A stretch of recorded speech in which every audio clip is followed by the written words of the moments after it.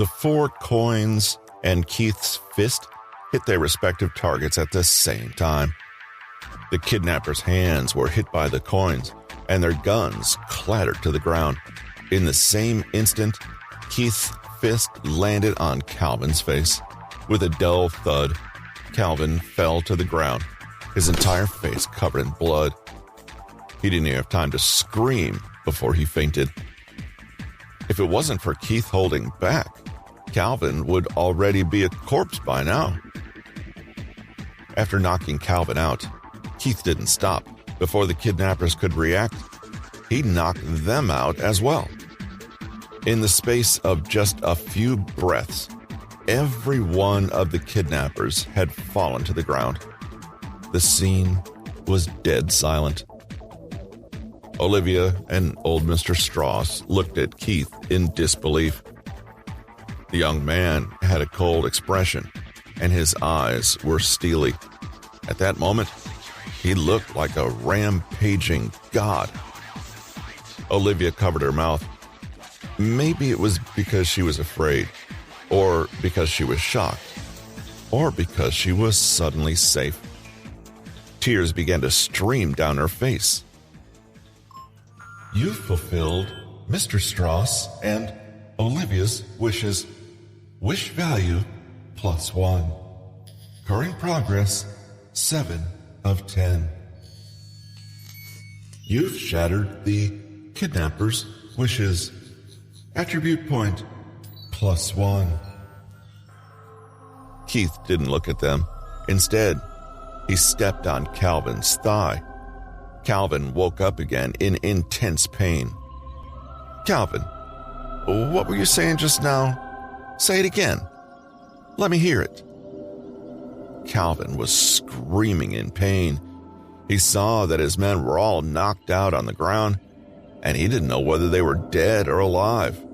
He howled, "How did it end up like this? Keith, you beast, I'll kill you." Keith said coldly, "I'm a fair person. You threatened my sister and ex-girlfriend. I'll break both of your legs." He stepped on each of Calvin's legs with a sickening crunch. Calvin's miserable howls resounded throughout the villa. Olivia seemed unable to bear it and said, "Keith, leave it to the police." Keith looked at her indifferently and sneered, "Miss Strauss, just now, this guy wanted to torture you to death. Being merciful to your enemies is being cruel to yourself. Don't you get that?" His words sounded like he was reprimanding her, and though his voice wasn't loud, it commanded respect. Olivia's heart skipped a beat. Other than her family, no one else had ever dared to speak to her like that. But when she saw Keith's eyes, she didn't dare to look into them. Although she had a strange feeling in her heart, she looked away and didn't say anything else. "You stopped Olivia's pleading. Attribute point +1. Keith had berated the high and mighty CEO. Although he looked expressionless, he was secretly very happy. Not everyone could get away with reprimanding a woman like Olivia. He looked at Calvin again and shouted, "How do I deactivate the mechanism tied to Mrs. Strauss's body? Tell me." Calvin seemed to know that he would die, but he was still cursing. Keith was furious. Just as he was about to step on Calvin's arm, the sound of sirens suddenly came from outside the house. Keith frowned slightly and retracted his foot. He looked outside the door. Quinn led a group of police officers into the house, but the scene in front of her shocked her. The masked kidnappers were lying on the ground, and in the middle of the room, Mia Strauss was tied to an explosive device. Old Mr. Strauss and Olivia were staring at her, and Keith was there too. Quinn instinctively asked, "Keith, What the hell is going on? Keith smiled and said, Someone was kidnapped. I've helped deal with it. How are you going to thank me this time? Quinn was secretly shocked to find herself in a room full of incapacitated kidnappers, and the person they had kidnapped was Mia Strauss. The kidnappers had guns. It was impossible for Keith to have solved this problem alone. Quinn guessed that old Mr. Strauss's men must have been involved. Mr. Strauss's guards were elusive. They were all experts. She frowned. Keith, don't mess around. Get behind me. She turned to Mr. Strauss and said, Sir, Keith is new to the department and he doesn't know our protocols yet. I'm sorry. Leave the rest to us. Old Mr. Strauss smiled when he heard her. You're mistaken, actually, Sergeant. These men really were handled by Keith. I had some private matters to attend to today, so I gave my men the day off. Olivia nodded in confirmation. Quinn's jaw dropped, and she stared at Keith with wide eyes. Keith had already caught a gang of serial bank robbers and helped Quinn's reputation. Now, he'd taken care of the kidnappers targeting the Strauss family. It was an unbelievable achievement. Furthermore, Keith hadn't resigned from her team yet. That meant the credit would go to her. She looked at Keith, at a loss for words. Her face was slightly red as she said, You did well. I'll have to buy you dinner as a thank you. It was the first time Keith had seen Quinn's expression like that. Keith had been criticized by her many times in the past, but when he saw this, he smiled. He took a few steps closer and whispered in her ear, Just you and me? Is that considered a date? Before he could finish his sentence, she stepped on his foot. Quinn glared at him and motioned for him to shut his mouth, but she wasn't angry. She was almost a little shy. You've shattered Quinn's wish to treat you to a meal. Attribute point +1. Keith laughed in his heart. He had teased her and earned an attribute point. That was hilarious. But he knew that now wasn't the time to joke. He said seriously, Sergeant, Mrs. Strauss has an electromagnetic bomb strapped to her body. It could explode at any time. Quinn nodded and said to her team, Get the kidnappers out of here and call the bomb squad over immediately. The team sprang into action, and Quinn turned to the Strausses. Mr. Strauss? Miss Strauss? You need to leave too. Old Mr. Strauss looked at his daughter-in-law and nodded. Olivia looked at Quinn and then at Keith and lightly snorted. I want to stay here with my mom. There was a stunned silence when they heard this. Why did Olivia suddenly want to stay? At that moment, an electronic voice sounded as the bomb on Mrs. Strauss began to count down. There were 10 minutes left. 10 minutes. It was impossible for the bomb squad to get there in time. Mrs. Strauss was sure to die. Calvin's loud laughter rang out. Keith, I admit that you're very powerful. Today, I lost to you. But this bomb was carefully designed by me. Other than me, no one can stop it. Although he still looked miserable, at that moment, he was incomparably arrogant. Calvin suddenly looked at Olivia and said, Olivia, do you remember? You said your favorite piece of music is Beethoven's Moonlight Sonata. Did you see the piano? It's my final gift to you. I know you've been playing since you were young. If you can play Moonlight Sonata perfectly, the bomb will not explode. If you can't, both you and your mom will die. What? The others gasped and looked at the piano. Sure enough, they found rows of wires extending out from the instrument. The bomb could only be stopped by the sound of the piano. Everyone looked at Olivia at the same time. If she played the song perfectly, her mother would be saved. If not, they would die together. It was a choice between life and death. Of course, Olivia could choose to turn around and leave.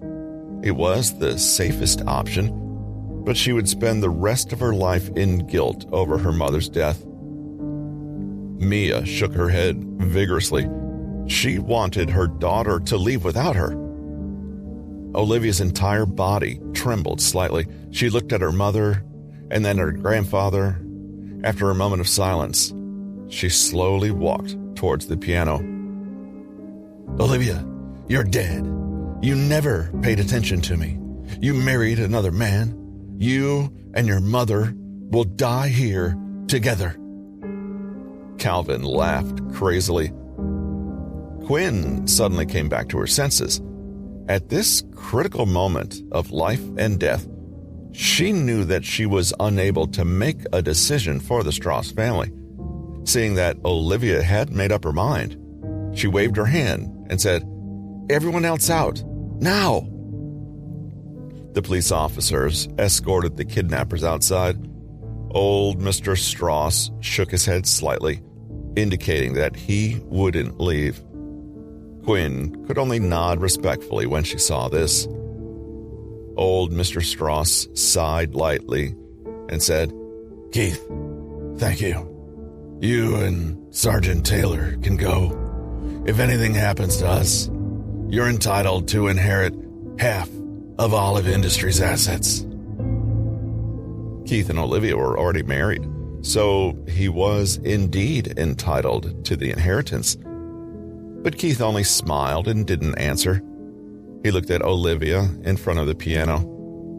The hand resting on the keys was trembling slightly. Her face was pale, and her eyes were misty. In a life-and-death situation, anyone would be afraid. Olivia took a deep breath and tried her best to calm down. She'd already played Moonlight Sonata hundreds of times. Logically speaking, she was very familiar with it. But now, her hands couldn't help but tremble.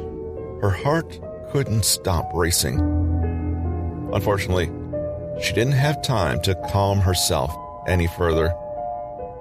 "Mom, I don't have a father anymore. I can't lose you too. If you die, I'll die with you." She put her fingers on the keys and slowly closed her eyes.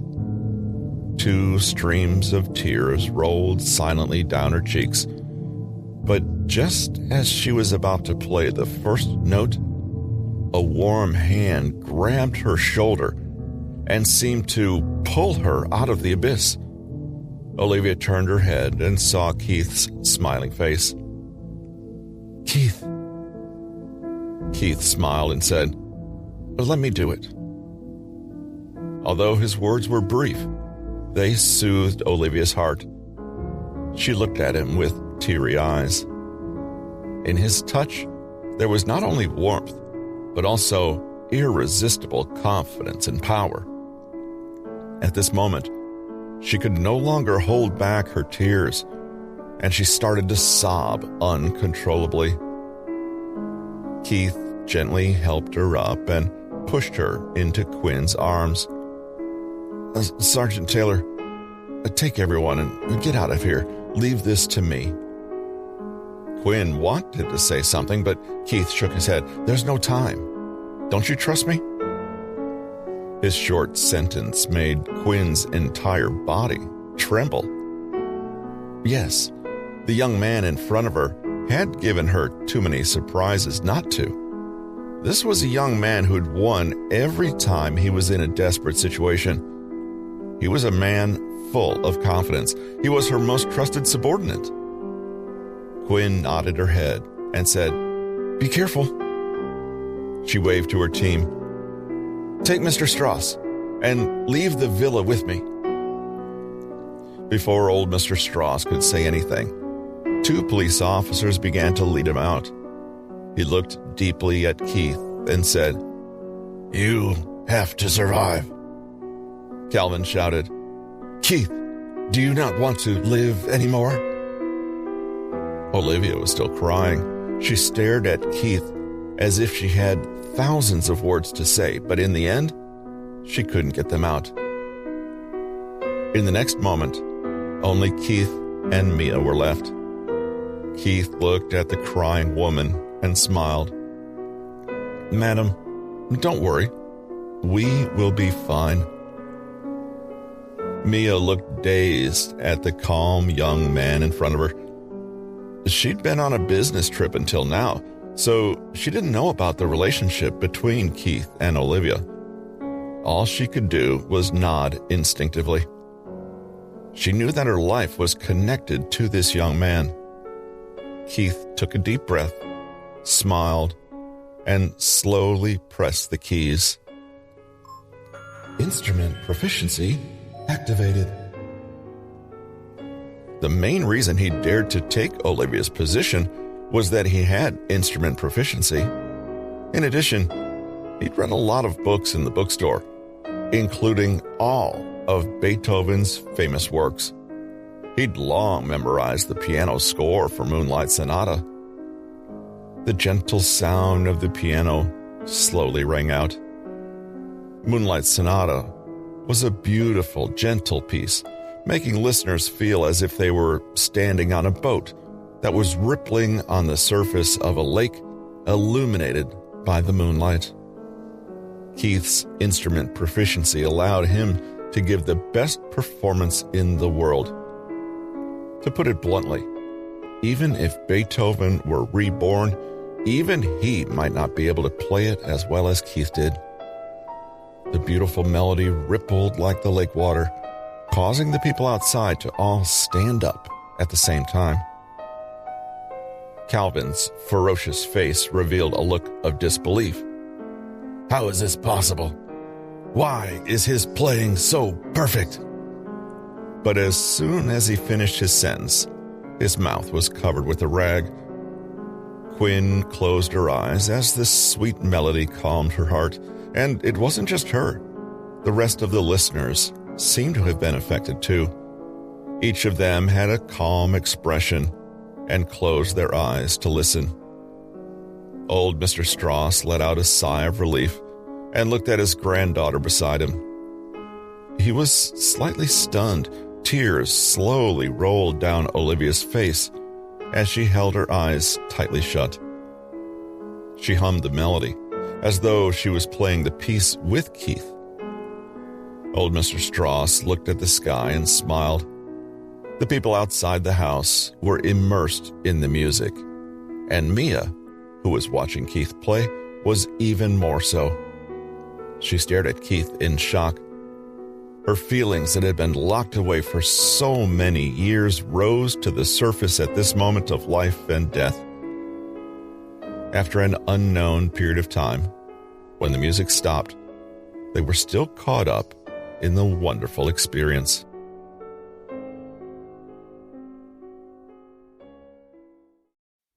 By the time Quinn reacted and rushed into the villa, Keith had already released Mia from the bomb's wires.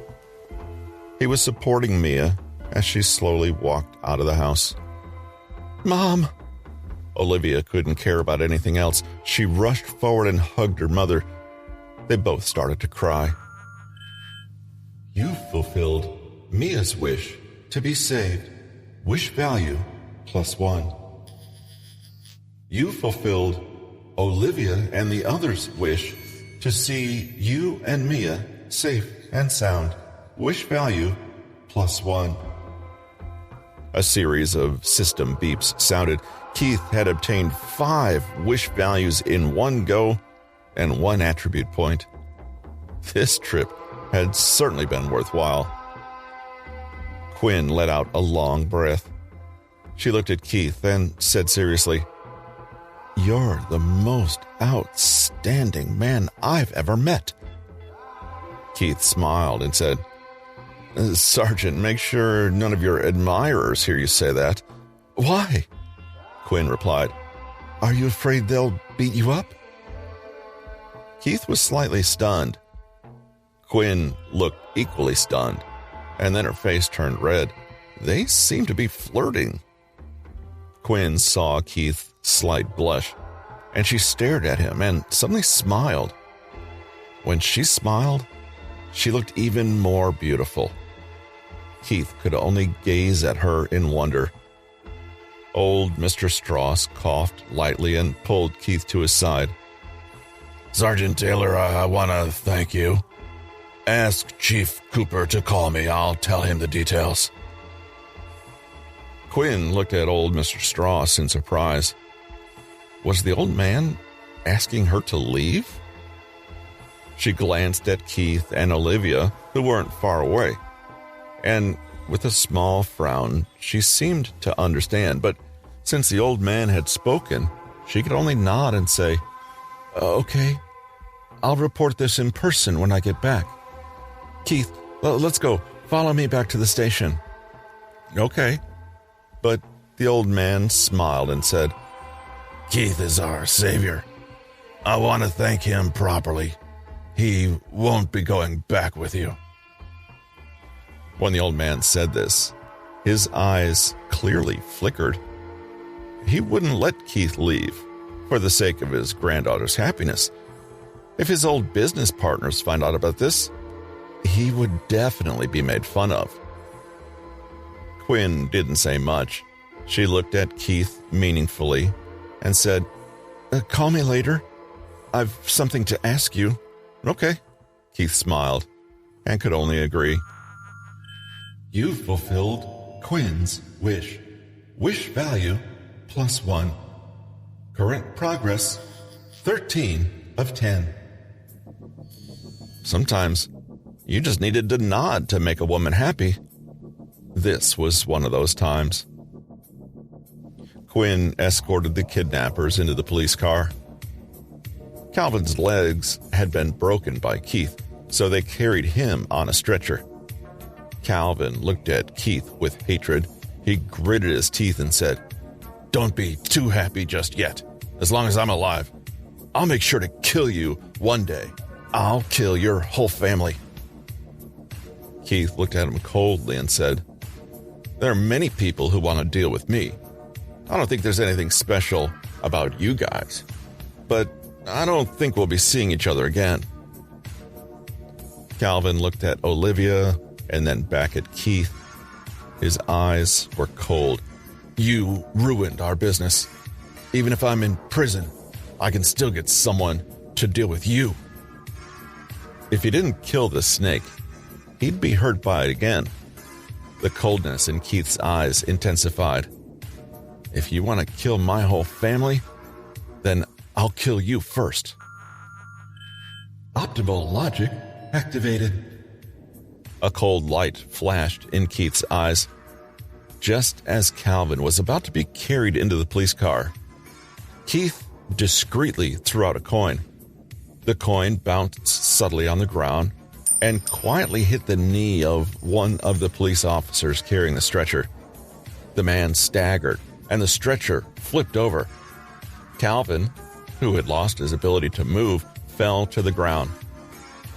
There was a sharp stone protruding out of the gravel right there.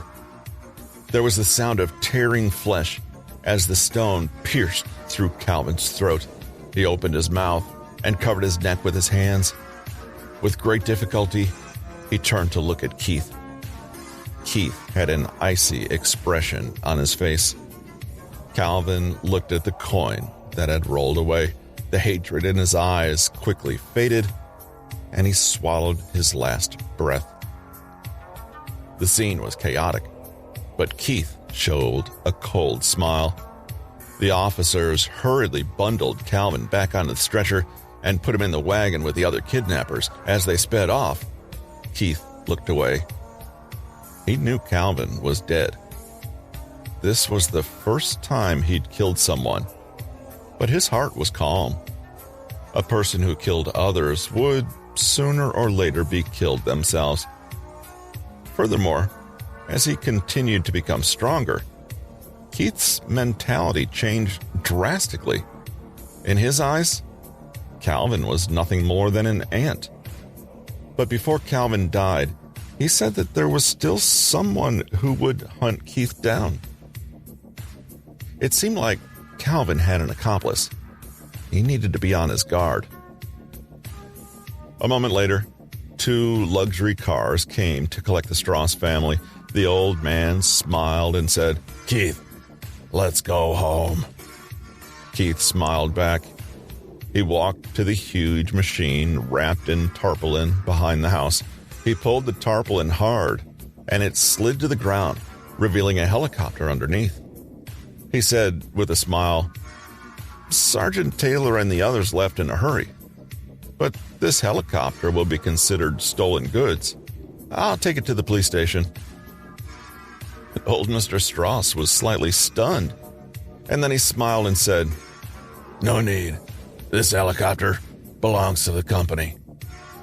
If you know how to fly a helicopter, I'll give it to you." What? Keith couldn't believe his ears at first, but then he said in surprise, "Sir, this is the new model of the Bell 505. It's worth more than $10 million. Old Mr. Strauss smiled and said, "You're Olivia's husband and my grandson-in-law. It's no big deal for me to give you a helicopter. I won't be happy if you don't accept it." Keith replied, "Well, in that case, thank you." "You've accepted the helicopter and fulfilled old Mr. Strauss's wish. Wish value +1. Current progress 14 of 10. When the system's words rang out, Keith was slightly stunned. He'd obtained a helicopter for free, and the system had even given him a wish value? What did this mean? Old Mr. Strauss was in a good mood. He patted Keith on the shoulder and said, "You're family now, son. Call me Grandpa." Keith nodded and said, "Okay. Thank you, Grandpa." "You fulfilled old Mr. Strauss's wish. Current progress 15 of 10. The old man smiled, even more happy when he heard that. "Mia, Olivia," he said, "come over here and thank Keith." The two of them were already feeling much better. Mia stared at Keith, and her face was slightly red, but she said softly, "Keith, I don't know how to ever thank you enough." Keith smiled and nodded. "Madam, you're too kind." Then he looked at Olivia. She'd stopped crying for now, but her face was full of emotion. She wanted to say something, but she didn't know how to get the words out. By the time Quinn reacted and rushed into the villa, Keith had already released Mia from the bomb's wires. He was supporting Mia as she slowly walked out of the house. "Mom!" Olivia couldn't care about anything else. She rushed forward and hugged her mother. They both started to cry. "You fulfilled Mia's wish to be saved. Wish value +1. You fulfilled Olivia and the others' wish to see you and Mia safe and sound. Wish value +1. A series of system beeps sounded. Keith had obtained 5 wish values in one go and 1 attribute point. This trip had certainly been worthwhile. Quinn let out a long breath. She looked at Keith and said seriously, "You're the most outstanding man I've ever met." Keith smiled and said, "Sergeant, make sure none of your admirers hear you say that." "Why?" Quinn replied. "Are you afraid they'll beat you up?" Keith was slightly stunned.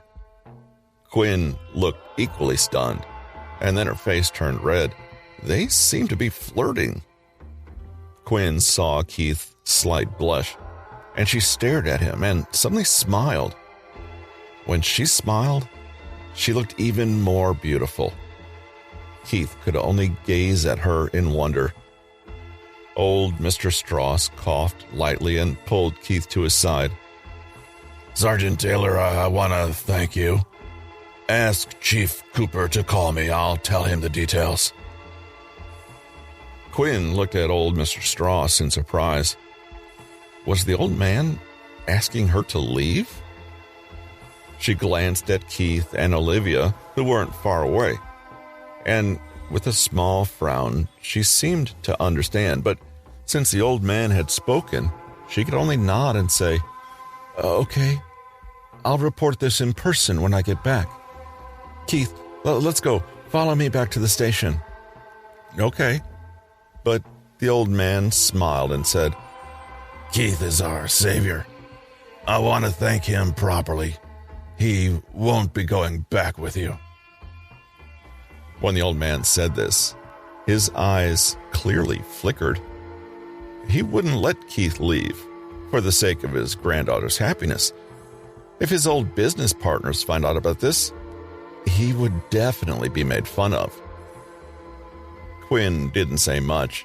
She looked at Keith meaningfully and said, "Call me later. I've something to ask you." "Okay." Keith smiled and could only agree. "You've fulfilled Quinn's wish.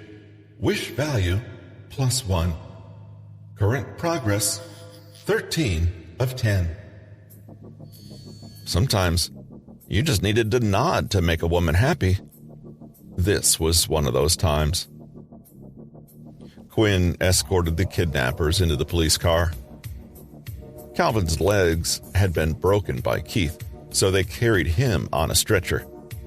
Calvin looked at Keith with hatred. He gritted his teeth and said, "Don't be too happy just yet.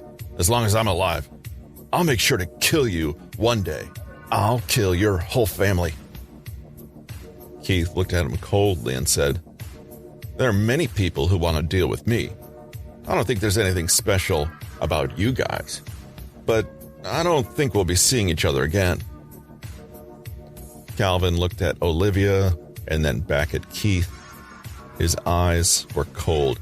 "You ruined our business.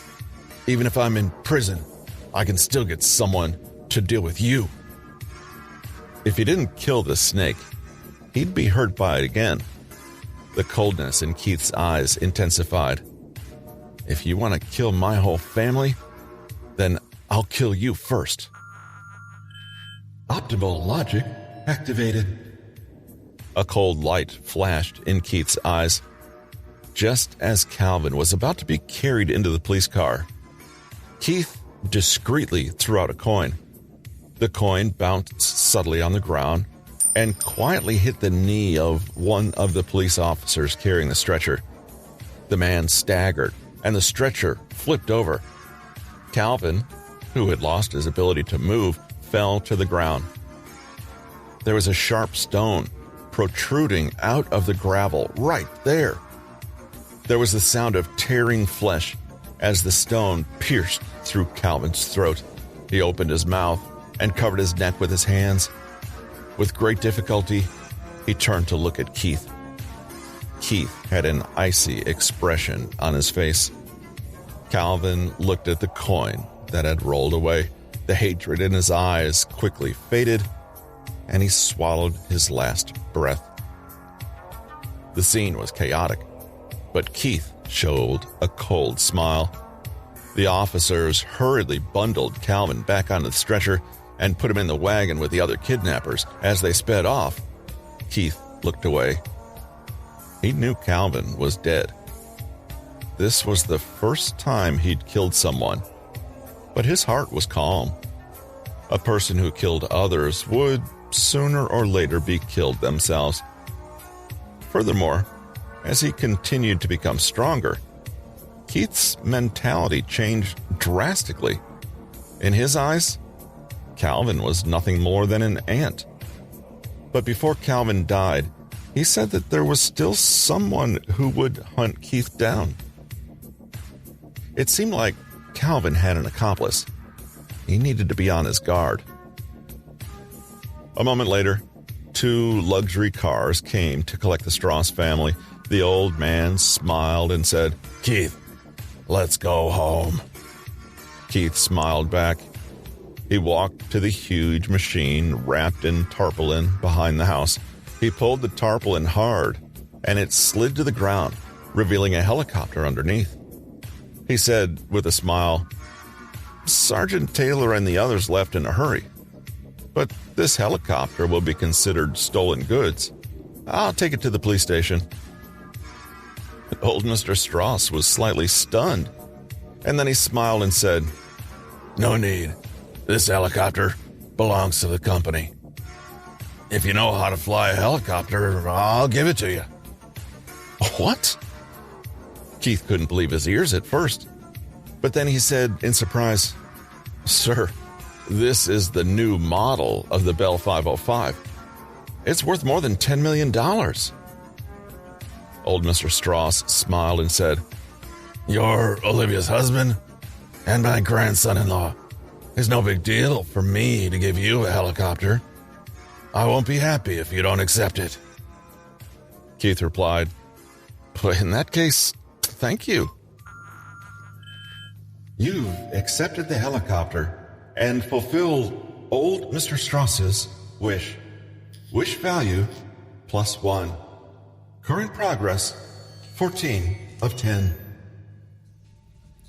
When the system's words rang out, Keith was slightly stunned. He'd obtained a helicopter for free, and the system had even given him a wish value? What did this mean? Old Mr. Strauss was in a good mood. He patted Keith on the shoulder and said, "You're family now, son. Call me Grandpa." Keith nodded and said, "Okay. Thank you, Grandpa." You fulfilled old Mr. Strauss's wish. Current progress 15 of 10. The old man smiled, even more happy when he heard that. "Mia, Olivia," he said, "come over here and thank Keith." The 2 of them were already feeling much better. Mia stared at Keith, and her face was slightly red, but she said softly, "Keith, I don't know how to ever thank you enough." Keith smiled and nodded. "Madam, you're too kind." Then he looked at Olivia. She'd stopped crying for now, but her face was full of emotion. She wanted to say something, but she didn't know how to get the words out. After all, Olivia didn't really like Keith before, but if it wasn't for this man, she and her mother, her grandfather, would have... Keith seemed to have seen through her thoughts. He suddenly took a few steps closer and whispered in Olivia's ears, "If you can't say it now, you can say it at home tonight." Ah! Olivia heard the implied meaning of these words, and her entire face turned red. She stomped her feet and huffed. "You wish? I'm not going to sleep with you." Before she finished speaking, she saw Keith smiling faintly and realized he was helping her break the tension. Although Olivia still had a red face and pretended to be angry, the corners of her mouth revealed a faint smile. When she passed by Keith, she gently said, "Sorry, and thank you." Right after, she regained her bearing as a powerful CEO, commanding the staff who rushed over, "Take the car with the money back. Let's head back to the office." The system detects that Olivia's favorability has increased by 100. Favorability has increased from -70 to +30. Old Mr. Strauss watched his daughter-in-law and granddaughter get into the car. He patted Keith on the shoulder and said, "This helicopter has a flight permit I'll help you register for your pilot license. I'll have my people send you the documents about the helicopter later. You can fly it back without worry. Also, he went on, at 7 o'clock tonight, you must come over for dinner. We'll thank you properly then. After seeing Keith nod his head, he laughed in satisfaction. He waved his hand and got into the car. Keith watched the luxury cars in front of him gradually disappear from his sight.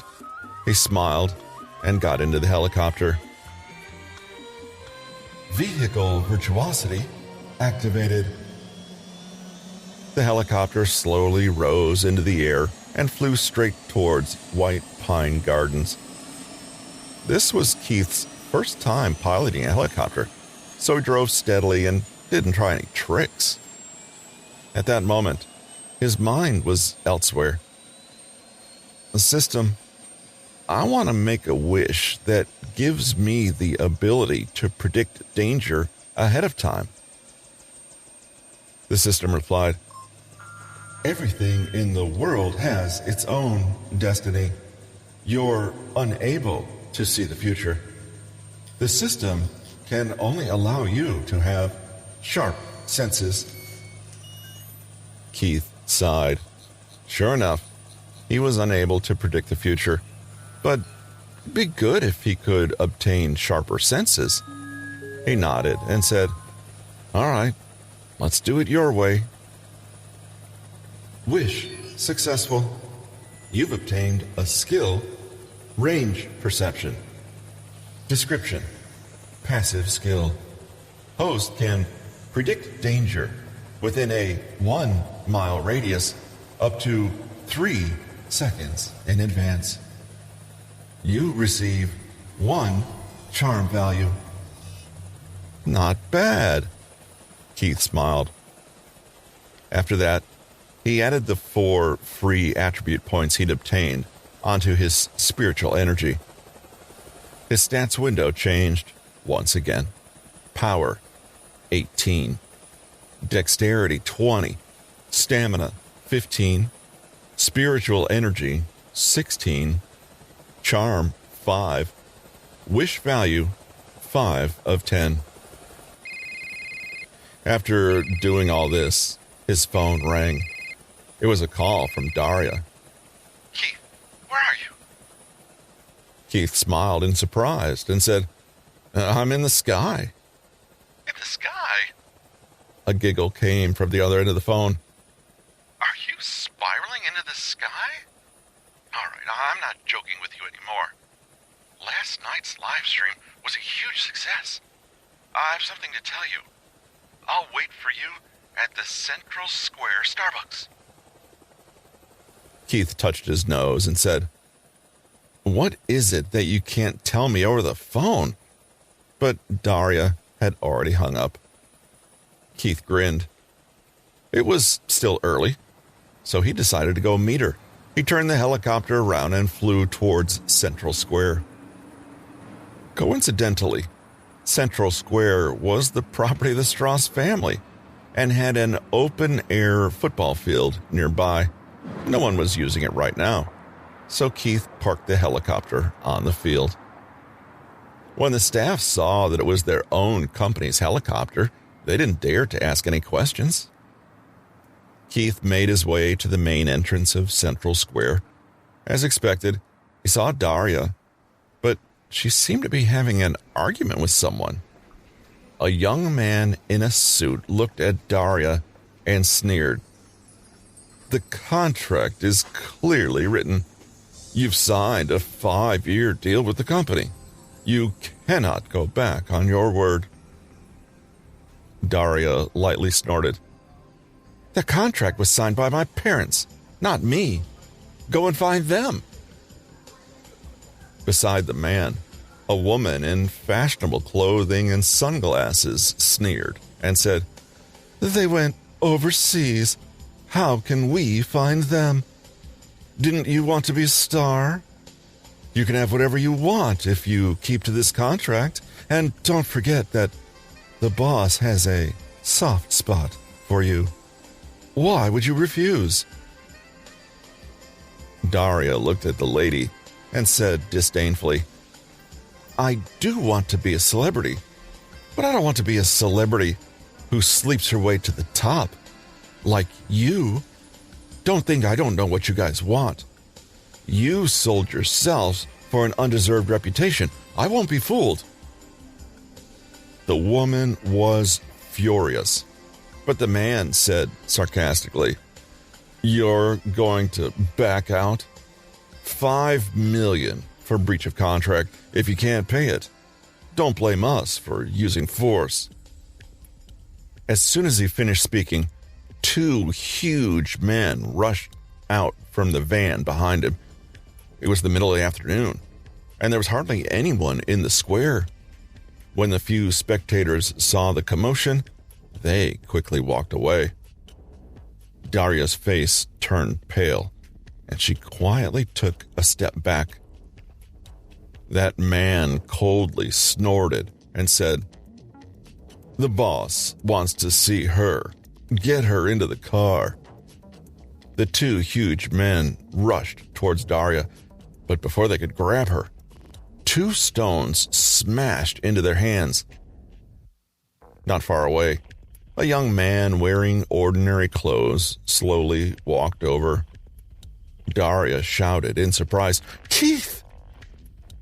"You fulfilled Daria's wish to be saved. Wish value +1. Current progress 6 of 10. Keith nodded slightly. He walked forward and looked indifferently at the people in front of him. He said, "Do you really think you can get away with this?" The young man and woman sized up Keith from head to toe with disdainful expressions. The lady sneered and said, "You're a loser. Take care of your own business and get lost." Keith wasn't angry. He said calmly, "If I'm not wrong, you're Morgan Green, the actress, and this guy beside you seems to be your manager, Sean Feldman. Sorry, Daria has an appointment with me now. Please leave." Sean sneered and said, "You don't even have a car. Where are you planning to go? Daria is a contracted artist in our company. This has nothing to do with you. If you know what's good for you, you'll get lost." Keith sneered and said, "An artist in your company? As far as I know, unless a contract is signed personally, it's invalid. I just heard Daria say that her contract was signed by her parents, so how does she belong to your company?" The 2 of them were furious, but what Keith said made sense. They couldn't refute it. Daria stood behind Keith and felt a sense of security in her heart. "You've shattered Morgan and Sean's scheme. Attribute point +1. Keith saw that they were speechless and scoffed. He said to Daria behind him, "I'll take you home." "Okay." Daria nodded vigorously and held Keith's sleeve as she followed him out of the square. "Home?" Sean said coldly. "Keith, do you really want to get involved in this? The boss wants Daria. Do you seriously want to die?" Keith didn't want to deal with them anymore. He pulled Daria away and walked straight to the football field. Morgan angrily said, "What are you being arrogant for?" She turned to her guards. "And why are you guys still standing there? Get him!" The 2 men were about to attack, but were stopped by Sean. He said coldly, "There are too many people here. Don't attack first. He doesn't have any way of escaping, but he still dares to be arrogant. There are better places around here for a fight. We'll follow them." The pair didn't lower their voices at all. They were too confident in their own advantage. Keith treated them like flies. But Daria couldn't bear it anymore. She shouted, "What are you talking about? Keith might not have much, but he earns all his own money. One of you does illegal things, and the other sells herself. No matter how much money you make, it won't make you decent people." Morgan sneered. "Have you ever heard of the saying that you laugh at poverty, not prostitutes? He's poor, so why is he pretending he's not? He couldn't even afford my shoes with all his money. What right does he have to laugh at me? If he had a car, you would have left long ago. So you can keep your nonsense about being noble." Daria was so angry that her face turned red. "I'd rather ride Keith's bicycle than your Mercedes." Sean sneered and said, "What future do you think you have if you go it alone? Don't you know the boss's influence in esports and streaming? He could shut down your channel with a click of his fingers." Daria gritted her teeth, but she knew that all of this might come true, and she might even implicate Keith. If their threats came to fruition, there wouldn't be a single company in the state who would dare to hire Keith. For the first time, her heart wavered. But Keith's expression remained calm. He said lightly, "Who's this boss you're talking about?" Morgan replied proudly, "He's the head of Comstar, Ansel Branson." Ansel Branson? Keith recognized the name and realized that Ansel was friends with Blake. He was much more talented than Blake, though. Through the success of his company, Comstar, he'd become highly influential in the entertainment industry. But in Keith's eyes, Ansel was just another ant. At most, he was a slightly stronger ant. He glanced at the two of them, and a faint smile appeared on his face. Then, he calmly walked forward. Daria, who was beside him, fell silent. She looked at Keith and felt conflicted in her heart. This guy might ruin his future because of her. The thought made her uneasy.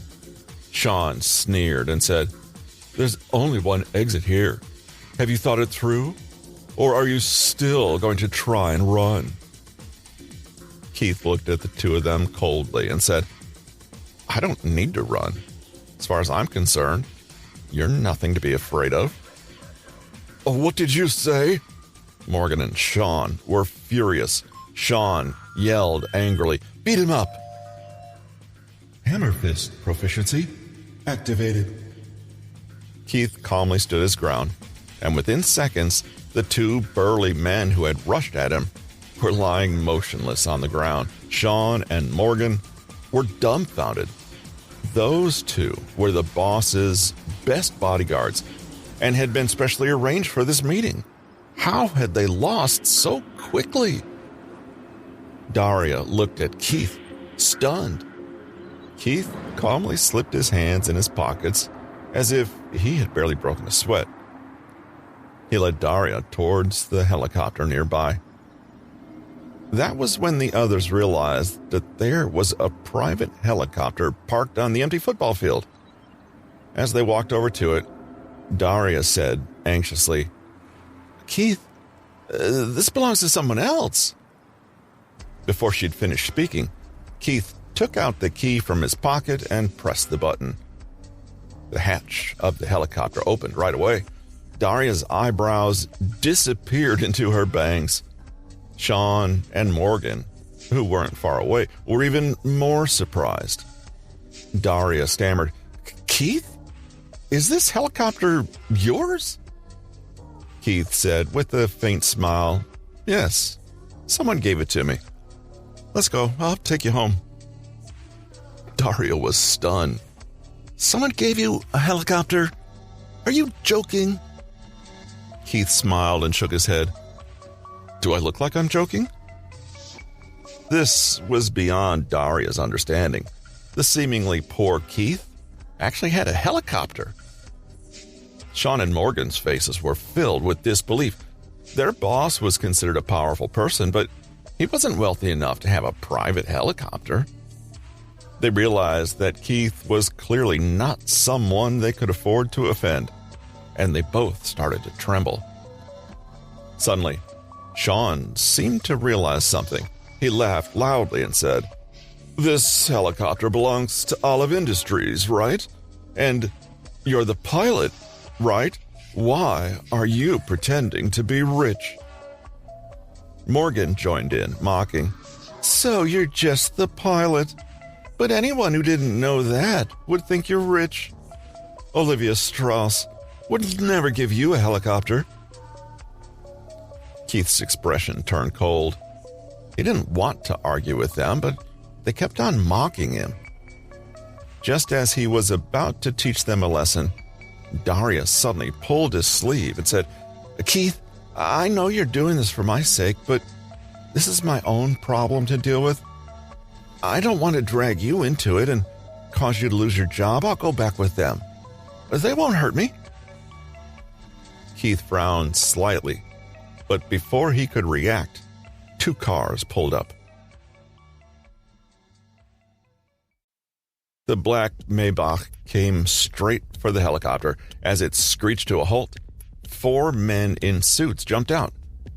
Sean could guess what was going on. He sneered and said, "That's Julian Rhodes from Olive Industries Security Department. He's one of Olive Industries' senior managers. Why has he come here personally?" Morgan laughed and said, "I think this kid secretly took the company's helicopter to show off. This should be good." Julian walked over to Keith with a serious face. The others waited with glee to watch Keith get taught a lesson. But what happened next shocked them. Julian nodded respectfully and said, "Director Sanderberg, hello." The other men behind him echoed his words. "Hello, Director Sanderberg." There was silence. Dead silence. Sean and Morgan's faces were full of disbelief. Julian was the senior manager of Olive Industries' security department, but in front of Keith, he was acting deferentially. Morgan instinctively took a few steps back and said, with a trembling voice, "How is this possible? How could this piece of trash be the boss of Olive Industries? There must be a mistake." "Trash?" Julian's face turned grim, and he took a step toward Morgan. She stumbled back in alarm and fell to the ground. He said coldly, "Who do you think you are? How dare you insult Mr. Sanderberg? Do you really think you can talk like that and get away with it?" Morgan looked at Julian's grim face and then at Keith's calm one. After a shiver, she suddenly knelt down and cried, "Mr. Sanderberg, I'm so sorry. I didn't know you were a director at Olive Industries. If I'd known, I would never dare to insult you. I'm the trash. Please forgive me." Morgan knew very well that Olive Industries wasn't as simple as it seemed. Even a celebrity like her, even her boss Ansel, wouldn't dare to offend the company. If Olive Industries said the word, she would never work again. She was afraid now. Keith looked at her coldly, then looked at Sean. He stayed calm and didn't say anything. Julian had achieved his position not only because he was strong, but also because he was perceptive and clear-headed. Who was this Keith? He was the man who had saved old Mr. Strauss, Olivia, and Olivia's mother. He was their hero. And now, he was Olivia's husband, too. Julian, as his subordinate, couldn't stand by and do nothing. He gave Sean a shove and said angrily, Are you the lot at Comstar going to make things difficult for Olive Industries? How dare you speak to Mr. Sanderberg like that? Sean fell to the ground and stared up at Keith blankly. He knew he was in big trouble this time. Daria had not shut her mouth since the moment Julian had called Keith Director Sanderberg. She couldn't even think straight. At that moment, she finally came back to her senses and looked at the two people on the ground. These two had been arrogant big shots in her eyes, but now they were chastened, hardly even daring to breathe. As well as being shocked by Keith's true identity, she also felt a surge of happiness. She turned and looked at Keith. The young man beside her still had a calm expression on his face, as if this was the most trivial matter to him. He's so handsome. The thought suddenly popped into Daria's mind. Immediately, her face turned red, but she held on to Keith's sleeve tightly. You fulfilled Daria's wish of not returning to the entertainment company.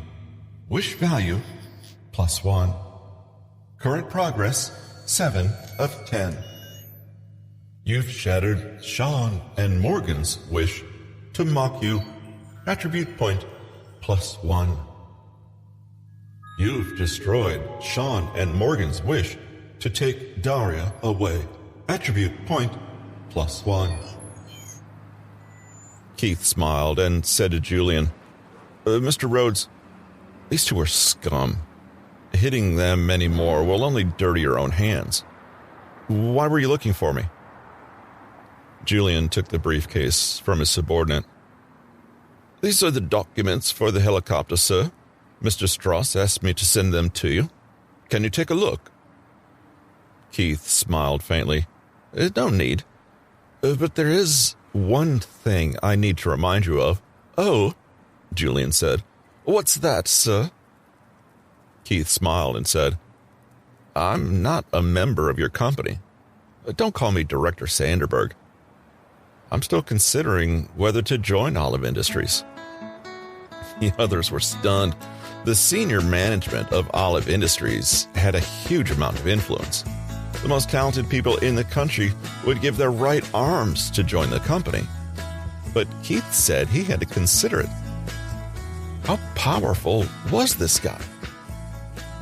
Julian replied, You're right.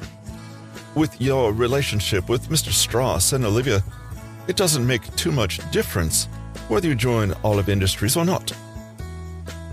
Daria was shocked when she heard that, and Morgan was about to go crazy. His relationship with Mr. Strauss and Olivia? Who the hell was this Keith Sanderberg? Keith looked at Julian in surprise. Julian had called Olivia by her first name, and he knew about Keith's relationship with the Strauss family. It seemed like he was a trusted aide. Furthermore, Julian was so enthusiastic. He was obviously bootlicking. He took the briefcase and shook his head with a smile. Thanks, and call me Keith. Then he patted Julian on the shoulder and said, If there's nothing else, I'll get going. You guys can leave too. Julian was happy to see that Keith had understood what he meant.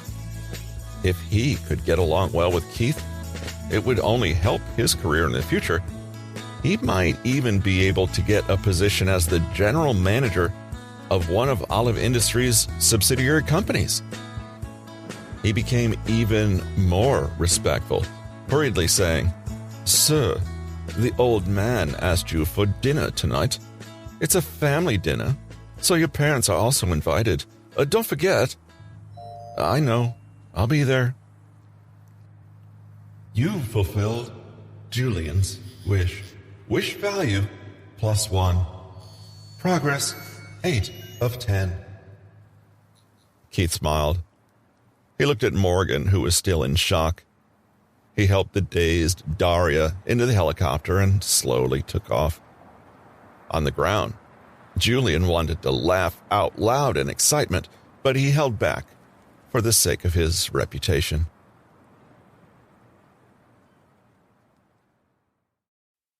Julian looked at the two people on the ground and the other two men who'd been knocked out by Keith. He grinned sharply. "Did you bring these buffoons to attack Mr. Osan and Mr. Sanderberg?" Without waiting for an answer, he nodded to his men. "Put these scumbags in the car." Needless to say, Morgan and the others would definitely pay for their sins. In the helicopter, Daria had lost her usual carefree demeanor. Keith looked at her in amusement and said, "Didn't you want to talk to me about something?" Daria whispered, "I didn't know you were such a powerful person. You may not be interested in what I was going to tell you." Keith raised an eyebrow. "How will I know if I'm interested or not if you don't tell me?" Daria looked at him curiously and said, "The leader of the PT club contacted me this morning. He wants to meet you. But with your identity, you shouldn't be a professional gamer, right?" "My identity?" Keith said with a smile. "I'm about to lose my job. What identity is that?" "Reply to him. Tell him I can arrange a time to meet him." Daria smiled and nodded vigorously. Then she suddenly asked seriously, "Keith, you're amazing. Do you really not have a girlfriend?" Keith looked at her suspiciously and said, "Why are you asking? Are you interested?" "I have so many people trying to date me," Daria said with a blush. "But if you wanted to date me, I guess I could consider it." Keith smiled and said, "Okay, then I guess I'll consider it too." The helicopter landed on the roof of White Plains Garden. As a high-end community, there were designated helipads on the roof and an elevator to the apartments. Daria turned and looked at Keith with a red face. She suddenly leaned forward and gently kissed him on the cheek. She mumbled, "Thank you for today." Then she jumped out of the helicopter and ran over to the elevator. Keith laughed in disbelief as he gently touched his cheek. He cleared his mind and started to distribute his new attribute points. Without hesitation, he added 2 to power and 1 to stamina. This way, his power and dexterity had both reached 20 points, while his stamina and spirit energy were at 16 each. He estimated that his strength was about the same as that of a professional weightlifter, but he was still a bit weaker than the world's top muscle men. The host's attribute has reached 20 points. The system is currently selecting a random reward. Congratulations. You have obtained a new skill, Mega Strength. Description: after activation, power will instantly increase by 100%. Lasts for 10 seconds. Cooldown time is 24 hours. Keith smiled. With 10 seconds of double power, he could take down anyone in just a few punches. He nodded in satisfaction and opened the briefcase that Julian had given him. In addition to the helicopter documents, there was also a business card. Since Julian desperately wanted to get close to him, it might be beneficial for Keith to have him on his side. By now, the sky had completely darkened. It wasn't safe to fly the helicopter at night, and besides, it was too flashy. There was still a little time before dinner. He took the elevator downstairs and walked slowly toward his apartment. The scenery at Westville was beautiful, surrounded by greenery and lakes. As the most luxurious gated community in Summerfield, there was a total of just 8 mansions. Those who could afford to live here were the real upper echelons of society. The Strasses were a big deal, not only in Summerfield, but across the entire state. And they owned the two largest mansions in Westville. The first mansion was occupied by old Mr. Strass, and the second belonged to Olivia and her mother. Olivia's house was elegant and refined, matching her temperament. There were already many people in the huge living room. Almost the entire Strass family, plus some of their closest friends were there. They had said that they would treat Keith to a family dinner, but this was actually a family banquet. Everyone at the dinner was dressed in expensive clothes. They held champagne flutes and chatted with the people around them. The atmosphere felt harmonious. But there were two people who seemed out of place. Sam and Angie Sanderberg had been chauffeured over on Mr. Strass' orders. As Keith's parents, they were naturally invited to the family banquet. But they were ordinary people, and they had never seen such a scene before.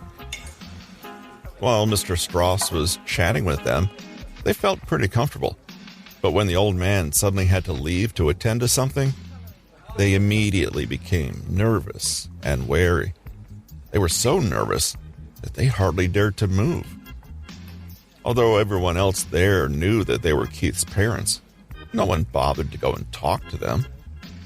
From the looks of the other guests, it was obvious that they looked down on the Sanderbergs.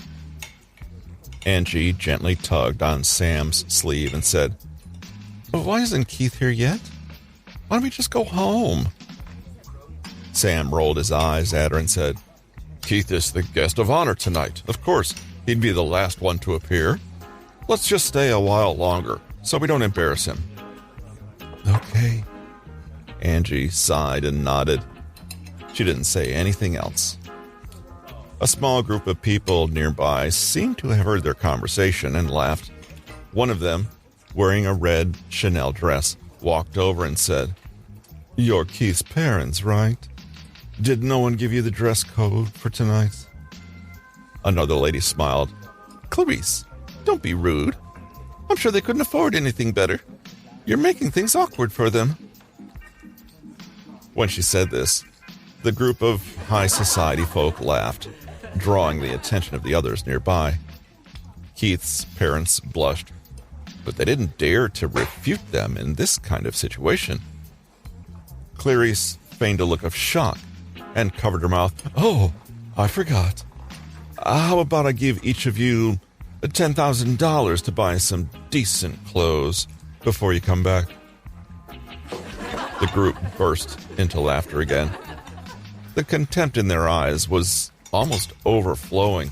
One of the men laughed and said, "Your son is the guest of honor, is he? What right does he have to be the guest of honor here?" Someone else chimed in. "I heard that Keith is only good for fighting. He has neither money nor education. I really don't know what the old man is thinking, inviting him to dinner." "That's right," Clarice's friend piped up. "Everyone knows that Clarice's son Ashton is the main attraction, no matter where he goes. You two are shameless." Another man stepped forward. "Exactly. Even Livia thinks highly of Ashton, but your son seriously thinks he can strut in here and impress her? He needs to go take a long, hard look in the mirror." Clarice swirled the glass in her hand and smiled contemptuously. "You hear that? This isn't a place for people like you." She turned to her friends. "Who has cash on them? Give these two a few $1,000 and let them go. I'll tell the old man." One of the men from Clarice's group tossed a bank card to the ground and said, "There are $50,000 on that card. Consider it a gift to buy yourselves a new wardrobe. You can go now. Don't embarrass yourself here any longer." Sam was furious.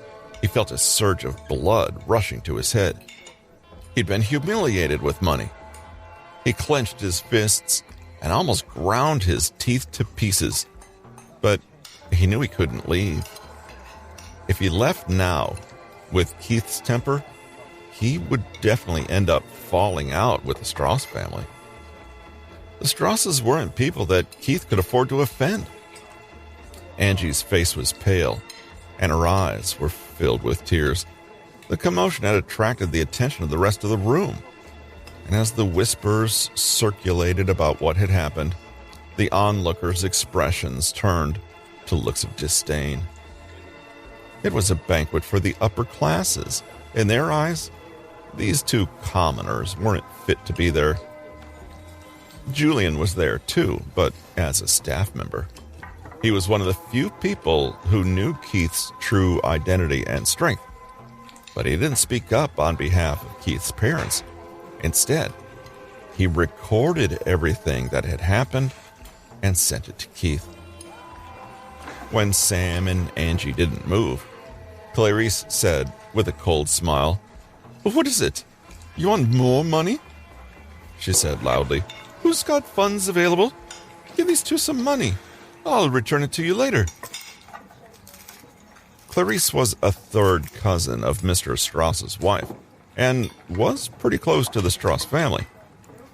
Olivia and her son Ashton were distant cousins who had known each other since childhood. On top of that, Clarice's husband ran a successful real estate company. Her family was worth billions of dollars, and her opinion was valued by many people. Someone immediately threw another bank card on the ground and sneered, "There's $80,000 on that. Take it and spend it." After that, other people began to toss their cards in front of the Sanderbergs. Whether it was through their words or their actions, they all mocked Sam and Angie. Clarice watched it all with a cold smile and said, "Is that enough for you? One must know one's limitations. Your son, Keith, is a street rat, and he should stay in the gutter where he belongs. How dare he think he can touch a noble swan like Olivia? It's an insult to the swan. Do you understand?" Her voice became sharper. "Take the money and go." Sam drew his shoulders back and shouted angrily, "Keith isn't a street rat." But before he could say any more, there was an explosion at the door. The mansion's door flew off its hinges and smashed into the room, knocking over tables and chairs. The crowd turned to the entrance in shock, only to see an ordinary-looking man standing there. He had a cold, steely look in his eyes. "Keith!" Sam gasped. The rest of the room gasped, too. The mansion's reinforced door had to weigh almost 150 pounds, but it had been sent flying by Keith's kick. How strong was this guy? The entire hall fell silent as Keith's cold gaze swept across the room. When he saw his shame-faced parents with a pile of bank cards in front of them, the anger in his heart reached its peak. He slowly walked in, radiating a cold fury. The crowd cowered instinctively, and no one dared to stop him. They could barely even look at him. Keith stopped at his parents' side. He looked coldly at Clarice and suddenly reached out his hand. He pressed Sam into the chair behind him and said, "Sit down, Dad. I'll take care of this." Sam's eyes grew a little moist. His son had grown up, and he was willing to defend his parents in their most dire moments. Sam nodded and slowly sat down. You've fulfilled your parents' wish. Wish value +1. Current progress 8 of 10. Keith smiled at his parents, but when his eyes swept across the crowd again, his expression darkened completely. He said slowly, "Who threw the cards? Come forward." The whole room was silent. Under the pressure of Keith's imposing manner, none of these so-called superior people dared to speak. Clarice looked left and right. Keith's appearance was so shocking that it had actually frightened everyone into silence. As the instigator of the whole affair, she knew that she couldn't show fear. She took a deep breath and sneered. "You're Keith? I asked them to throw down their bank cards. What's wrong with that?"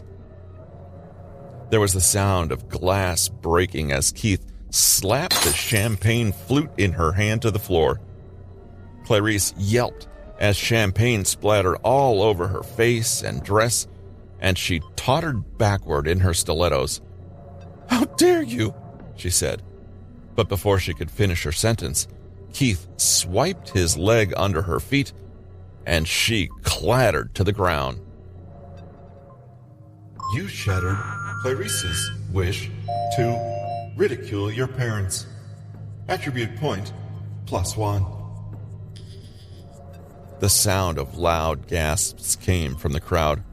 No one expected this young man to directly attack one of them. Some of the guests grew angry. But when they remembered how Keith had kicked open the mansion door, none of them dared say a word. Keith scanned the crowd and said coldly, "Who else? Show yourselves." Once again, the crowd was silent.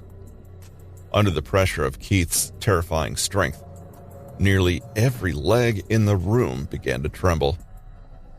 The man who'd first thrown his bank card couldn't bear the pressure any longer and began to shuffle towards the door. "Running away?" Keith scoffed and threw a champagne bottle at the man's head. The man screamed and fell to the ground as the bottle smashed to pieces around him. You destroyed this man's wish to escape. Attribute +1. Keith's voice became colder and colder. Some of the security guards began to approach him, but Julian stopped them. He shook his head and signaled for them to stay where they were.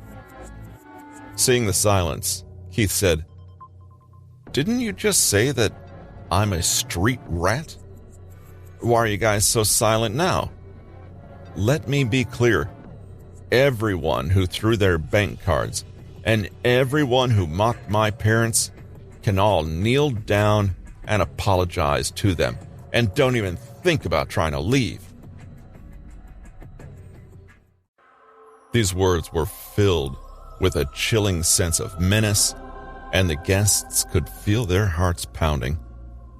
Keith's actions were overbearing, unreasonable even, but none of them dared express their anger. Angie said in a low voice, "Keith, forget it. We didn't get hurt." Keith shook his head at his mother and said, "Mom, we don't cause trouble, but we aren't afraid of trouble either. Whatever these people did to you just now, I want them to pay us back double." Angie just nodded and didn't say anything else. Keith looked back to the room and said frostily, "Since you guys aren't willing to admit your mistakes, I guess I'll just have to punish all of you." He suddenly slapped the face of a man beside him. Just moments earlier, the man had been dripping with sarcasm, but now he screamed and fell to the ground, his cheek swelling up. He didn't say a single word before passing out cold. Keith sneered and said, "I'm not a gentleman. Don't blame me for being ruthless. If you dare to bully my family, no matter who you are, I'll make you pay the price. Who else?" His voice echoed sharply through the room, and a few timid people fell to the ground in shock. Most of them were scared out of their wits. Seeing that no one came forward, Keith picked out a woman nearby.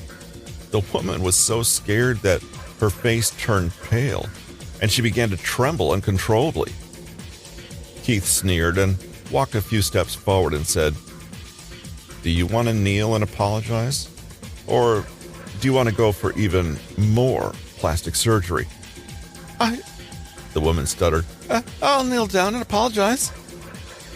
The woman's legs gave out, and she crumpled down in front of Keith. Keith said, apologize to my parents, not me. But the woman was overcome with humiliation and fear, and she fainted before she could say anything. Keith snorted coldly, swept his gaze across the crowd once more. Those whom his eyes landed on all began trembling with fear. Eventually, his gaze fixed on a fat, middle-aged man. The man's face turned pale instantly. Keith was already furious and didn't want to waste any more time talking nonsense. He strode over to the man and lifted him up with one hand, then threw him in front of his parents. He shouted, kneel down and apologize to them.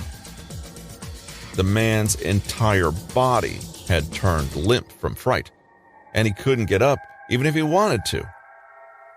When Keith saw this, he became even angrier, and he kicked the man's head. The man screamed and fainted on the spot. The whole place was silent. This was the first time these people had ever felt so helpless. In front of such power, what good was their money and status? They could only wait to be slaughtered. If Keith could knock down the door of the Strauss mansion with a single kick, then none of them were safe. This young man clearly knew how to hold a grudge. If they didn't find a way to resolve this now, they would never be able to sleep soundly in their own beds ever again. But these people were smart as well as frightened. Old Mr. Strauss must have heard the commotion by now, but he hadn't come down to stop Keith. The people in the room knew the deeper meaning behind this. Mr. Strauss was clearly waiting for Keith to finish his tirade before he showed up. In other words, between them, the old man had chosen Keith. After thinking it through, the guests turned their anger on the unconscious Clarice. If she hadn't encouraged her friends to insult Keith's parents for the sake of her son Ashton, things would never have turned out this way. A man in a suit and glasses was the first to step forward. He lowered his head and said, Mr. Sanderberg, I'm sorry. It was all our fault. Seeing Keith's expressionless face, he turned to Keith's parents. Mr. and Mrs. Sanderberg, I'm so sorry. I apologize unreservedly. I'll arrange a case of my finest wine for you next time. At this point, Keith's parents had more or less calmed down, and faced with such a situation, they didn't know what to do. They just looked at Keith and waited for their son's opinion. Keith snorted. Although he didn't say anything, he still accepted the man's apology. He couldn't do anything too excessive if the man was willing to admit his fault. He understood where the boundaries lay. Keith had suppressed the anger of this group of people with his thunderous rage, and there were two main reasons he'd done so. The first was to vent his anger on behalf of his parents. The second was to send a clear signal. He was not someone who could be manipulated by others. It was clear now that he'd achieved his goal. After the first man took the lead to apologize, one by one, the other relatives and friends of the Strausses came forward to apologize as well. Their expressions were the polar opposite of what they'd been earlier. Some apologized, some begged for forgiveness, and some fawned over them. There were all kinds of people. Keith's parents had been looked down on and ridiculed since they arrived. Now, they'd become the center of attention. They were surrounded by people trying to win them over. Sam's face was filled with excitement, and his mood changed entirely. He felt proud of himself at that moment. He was proud that he had such an amazing son. Keith had once again experienced the benefits of strength. If Keith didn't have strength, he would have been the one to be trampled on today. Instead, he'd made the rest of the guests fear and respect him. You fulfilled your parents' wish to feel dignity. Wish value +1. Current progress 9 of 10. You've shattered the guest's wish to trample you. Attribute point +1. The corner of Keith's mouth rose, and he returned to his calm and indifferent state. When the other guests felt the invisible pressure from Keith disappear, they finally let out a sigh of relief. Julian was the happiest of everyone at that moment. He smiled at the security guard beside him and said, "Oh, what did I tell you? You have to find someone powerful to follow. I've good taste, right? Young Mr. Sanderberg is so powerful. If we're loyal to him, sooner or later, we'll make a name for ourselves. Go and send those unconscious idiots to the hospital." His expression made him look like Keith's loyal lackey. The security guards looked at each other, thinking of all the benefits they could gain from being loyal to Keith and taking advantage of his influence. They smiled at each other and began lifting the unconscious guests from the ground. But they made sure that Keith saw them doing it. Keith walked to Julian's side and patted him on the shoulder. "Thank you for your hard work. You've done well." Keith's charm value had been increasing, and even if it was useless to a goddess like Olivia, to Julian, it was overwhelming. Julian's body quivered, and he said in excitement, "Mr. Sanderberg, you're too kind. I was only doing my job." Keith smiled faintly, and I was about to say something to win everyone over, but his eyes suddenly flicked to the door. Old Mr. Strauss walked in with a group of people. Behind him was Olivia, who was wearing a pure white dress.